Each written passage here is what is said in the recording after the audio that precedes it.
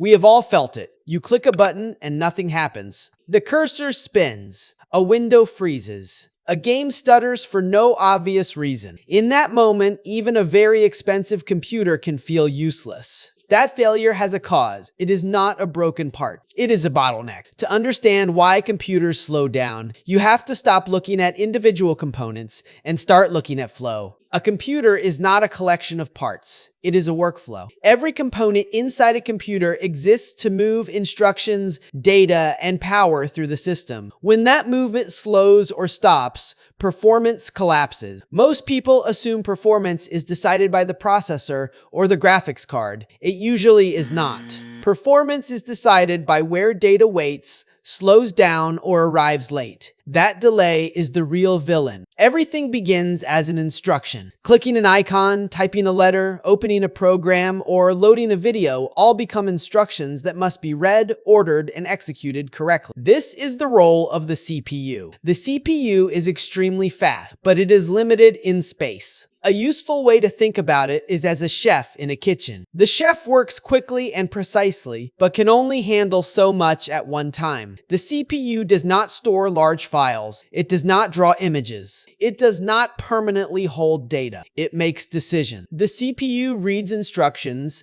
decides what happens next, and directs work to other parts of the system. But even the fastest chef cannot cook if ingredients are locked away. That is why RAM exists. RAM is the countertop. It is where ingredients are laid out and ready to use. The larger the countertop, the more work can happen without interruption. Programs currently running live in RAM, files being actively edited are staged there. Anything that changes frequently must stay close to the CPU. RAM is fast, but temporary. When power is removed, everything on the countertop disappears. If the countertop is too small, the chef is forced to constantly clear space and fetch ingredients again. That repeated back and forth is experienced as lag. Inside the CPU itself, there is an even smaller prep area called cache. Cache exists because even RAM can sometimes be too slow. Frequently used instructions are kept extremely close, so decisions can happen without delay. This layered memory design trades size for speed. Smaller memory is faster. Larger memory is slower. This is where the first bottleneck appears. The CPU can only work as fast as ingredients arrive. No matter how skilled the chef is,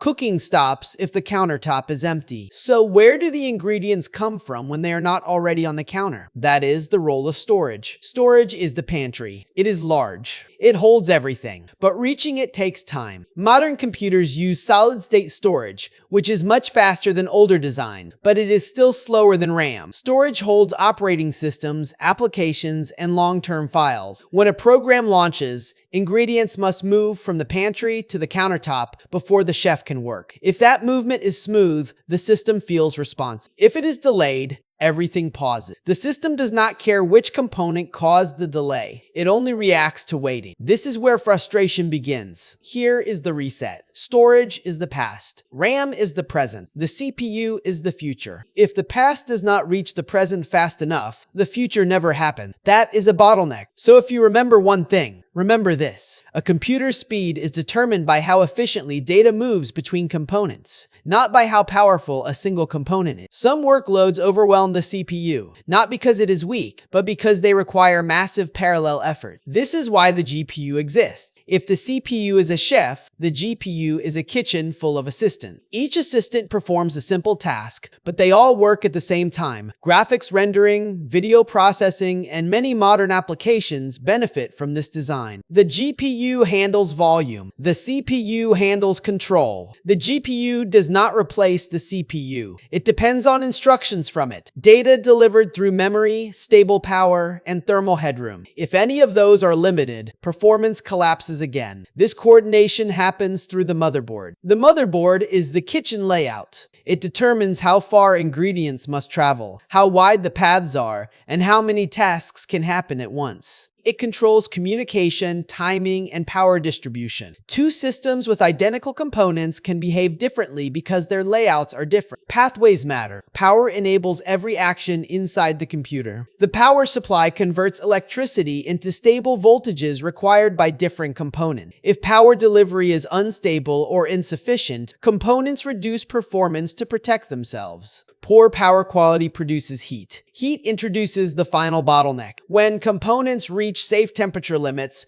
performance is reduced automatically. This is not a failure. It is protection. Cooling determines how long a system can sustain performance. It is not cosmetic. It directly affects consistency and reliability. Even a perfectly balanced system will underperform if heat is not managed. This matters because real-world performance problems are rarely caused by a single bad part. They are caused by bottlenecks in flow, too little memory, delayed data access, restricted communication paths, unstable power delivery, excess heat. Upgrading one component without understanding the system often leads to disappointment. A computer is not a box of parts. It is a coordinated system. When you stop asking which part is fastest and start asking where data slows down, performance stops being mysterious and becomes predictable.